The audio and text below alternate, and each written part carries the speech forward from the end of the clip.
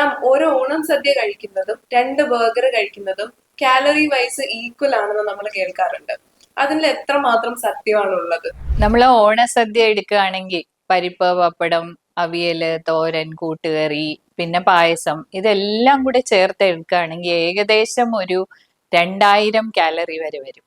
അപ്പം മുമ്പ് പറഞ്ഞ പോലെ ഒരു ഇടത്തരം ബർഗർ 2 എണ്ണം കഴിക്കുന്നത് പോലെ ഇരിക്കും. അല്ലെങ്കിൽ ഒരു large burger with French fries കഴിക്കുന്നതിനേക്കാൾ കൂടുതൽ കാലറീസ് ആണ് ശരിക്കും പറഞ്ഞ ഒരു ഓണസദ്യയിൽ വരുന്നത്. പക്ഷെ ഓണസദ്യയിൽ കാലറി മാത്രമല്ലല്ലോ, ഒരുപാട് സന്തോഷം, കേരളീയരുടെ ഒരുപാട് ഓർമ്മകൾ, നോസ്റ്റാൽജിയ, ഗൃഹാതുരത്വം ഒക്കെ അടങ്ങുന്ന ഒരു സംഭവമാണല്ലോ സദ്യ. അപ്പൊ അതുകൊണ്ട് അതിനെ ഒരു കാലറി കണ്ടന്റിന്റെ ബേസിസിൽ മാത്രം നമുക്ക് അളക്കാൻ സാധിക്കില്ല.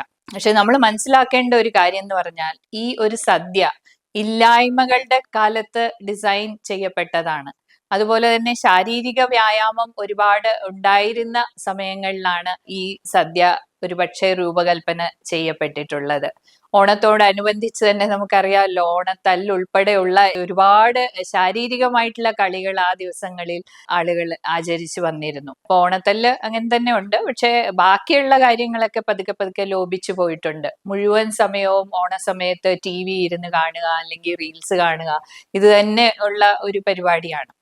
അപ്പം ശാരീരിക അധ്വാനം ഇല്ലാത്ത ഒരു സന്ദർഭത്തിൽ ഈ സദ്യ പല ദിവസങ്ങൾ നമുക്ക് കഴിക്കേണ്ടി വരും. ഓഫീസിലോണം, വീട്ടിലോണം, ബന്ധുക്കളുടെ വീട്ടിലെ ഓണം എന്ന് വേണ്ട, അങ്ങനെ ഓണത്തോടോണമാണ് ഈ സമയത്ത് നമുക്ക് ഉള്ളത്. അപ്പൊ ഇത്രയും സദ്യകൾ കഴിക്കുമ്പോൾ അതിന് തക്കതായിട്ടുള്ള ഒരു ശാരീരിക വ്യായാമം ഉണ്ടെങ്കിൽ ഓണസദ്യ കൂടുതൽ ആസ്വാദ്യവും കൂടുതൽ ആരോഗ്യകരവുമാക്കാം. പിന്നെ തീർച്ചയായിട്ടും ഒരു ബർഗർ പോലെ അല്ലല്ലോ, ന്യൂട്രിറ്റീവ് വാല്യൂസ് അതിൽ അടങ്ങിയിട്ടുണ്ട്.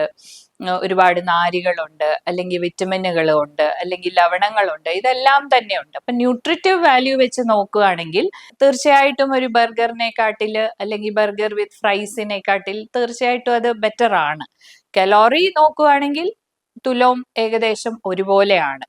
പക്ഷെ മുമ്പ് പറഞ്ഞതുപോലെ സദ്യയെ നമുക്ക് വെറും ഒരു കാലറിയുടെ കൂമ്പാരം എന്ന് കാണാൻ പറ്റില്ല. മലയാളിയെ സംബന്ധിച്ച് അത് മലയാളിയുടെ ഒരു അസ്തിത്വത്തിന്റെ തന്നെ ഭാഗമാണ്, തനിമയുടെ ഭാഗമാണ്, ഗൃഹാതുരത്വത്തിന്റെ ഭാഗമാണ്. അപ്പൊ തീർച്ചയായിട്ടും സദ്യയെ കുറച്ചുകൂടെ ആരോഗ്യകരമാക്കാൻ ഒന്ന്, ഈ ഫ്രൈഡ് ഐറ്റംസ്, അതായത് അതിലെ പപ്പട, ഉപ്പേരി, അതൊക്കെ മിതപ്പെടുത്തുക.